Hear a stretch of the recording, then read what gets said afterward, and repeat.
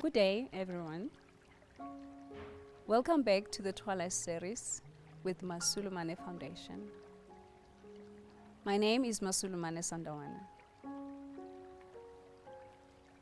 Today's subject is picking up your broken pieces.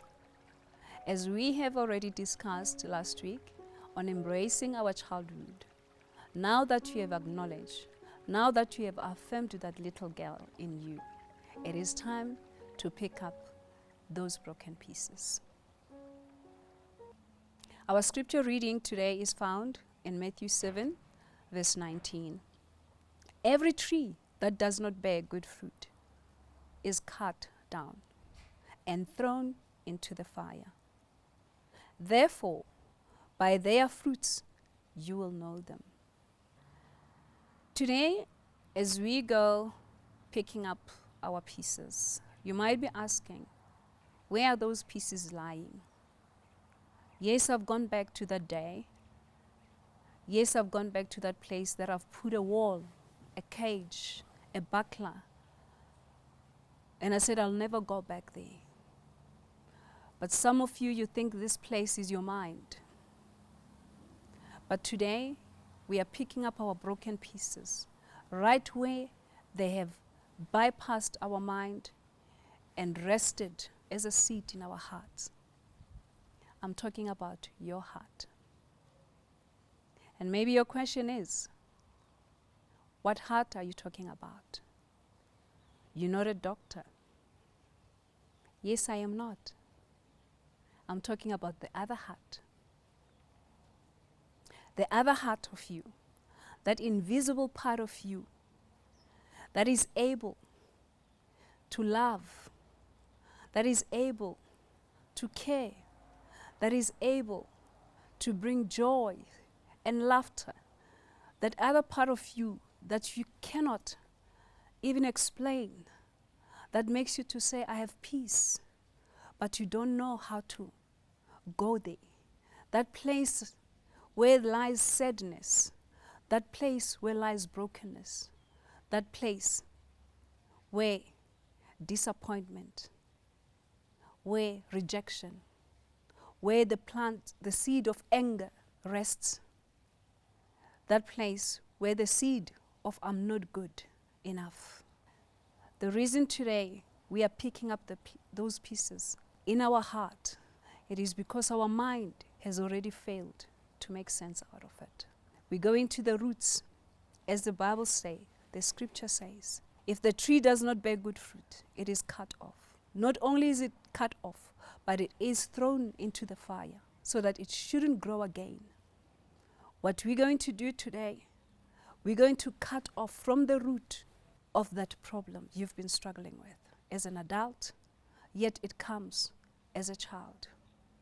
We are going to chop it off right where it started and pick it up right there, uproot it,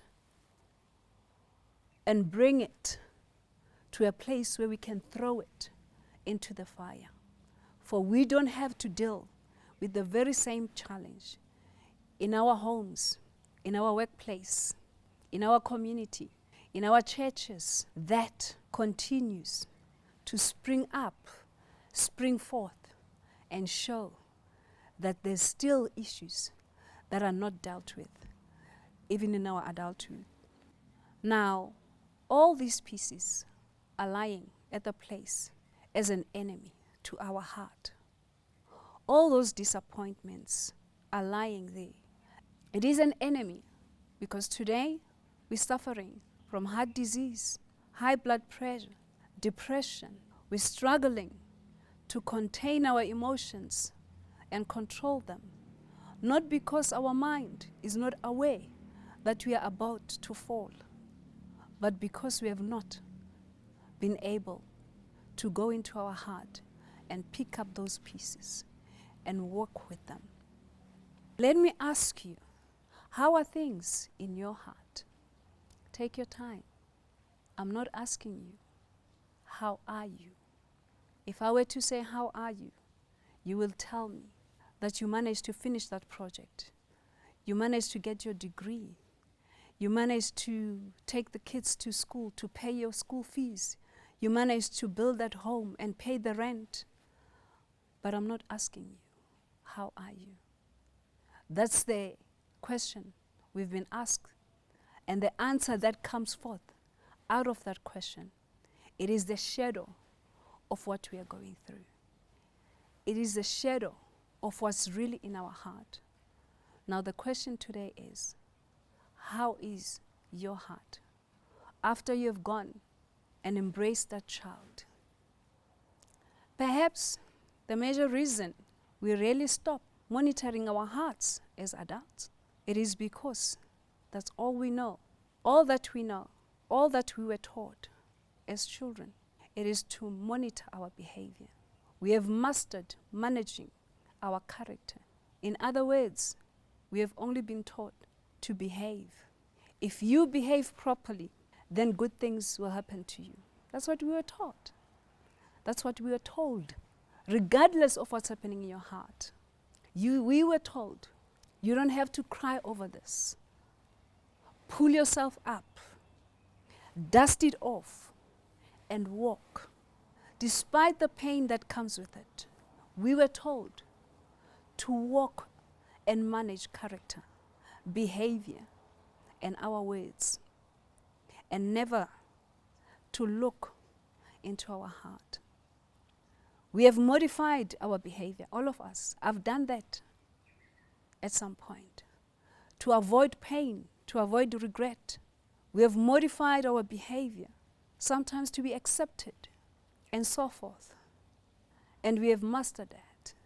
However, the heart continues to race at the pace and the rhythm that is not intended to. Perhaps there are some words and phrases that you would really want to use when you are angry, but you do not use those words because you were told how to modify and control that which comes out of your mouth. But surely that is already in your heart. It's not dealt with. Maybe all that it's necessary for us to modify our behavior, to shape our character. It is important. But however, maybe it's even more than important. It's necessary for us to modify behavior. But at the same time, all this pretending can be problematic because pretending allows you to ignore the true condition of your heart. As long as you say the right thing, that's what the world wants. As long as you do the right thing, that's what the world wants to see. We are tempted to believe that all is well with us until we find ourselves in a place where we are no longer able to control and manage our behavior. Unfortunately, that which is hidden continues to seep in our action, in our character, in our relationship. Most of us, we have lost relationships because of that which continues to seep in from our hearts. Now, if your heart continues to go unmonitored, whatever thing that is lying there, if you do not pick it up, if you do not root it, uproot it, and chop it off, and throw it into the fire, it's got a possibility of worsening to a point where you're no longer able to contain it. Today, our hearts are carrying trees, and the fruits that are coming out of those trees are fruits that are not even edible. The world cannot even eat what's coming out of us. But it's because we have not uprooted that which has caused us pain, that which has placed us into a place where we no longer care about what the world thinks, where we get into a point where we're doing what's good in our eyes, but very well knowing that it is wrong in our heart. And the question for today is, as you pick up those pieces in your heart the enemies that have been lying there for years and years and growing, I want you to pick up those pieces, uproot them, and turn that into something that can be of use for the world, for your family, for your children, for the community, for those that are out there. Your dark place can be turned into something beautiful.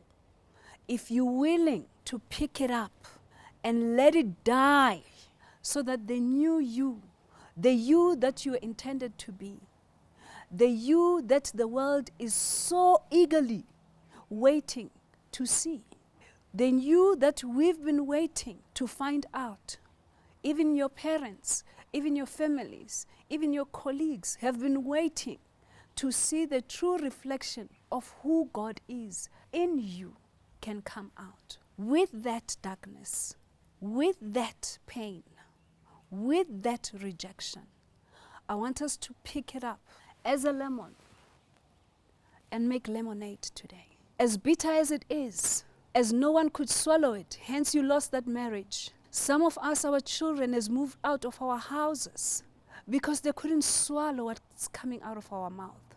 Let's take that darkness, and come into the light that God is calling us to.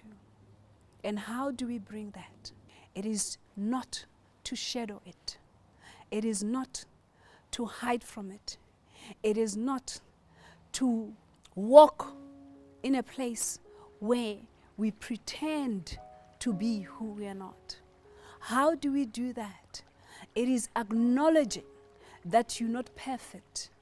Let us stop presenting that we do not have, but go back to the source and ask for it. If we're struggling with peace, if peace was stolen from you, we go back and ask for peace. We go back and ask for joy. We go back and say, Lord, I don't know how to say good things with my mouth. Teach me so that I can be a fruit that is edible to my family, to my community, to those around me, and those who needs it. And today, all that we are saying, turn that place of darkness as you embraced it, as you're picking up those broken pieces. We are looking forward seeing you in our next session when we are embracing our shadow.